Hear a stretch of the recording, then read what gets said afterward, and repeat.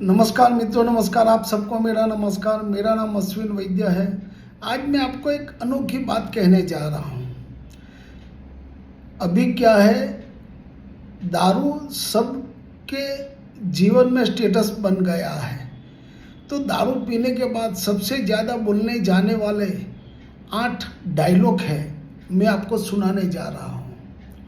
तू मेरा भाई है, गाड़ी आज मैं ही चलाऊंगा, मैं तेरी दिल से इज्जत करता हूँ। आज चढ़ नहीं रही है यार, आज दारू नहीं चल रही है। ये मत समझ कि मैं पीकर बोल रहा हूँ, ये मत समझ कि मैं पी के बोल रहा हूँ। एक छोटा सा पैग और हो जाए।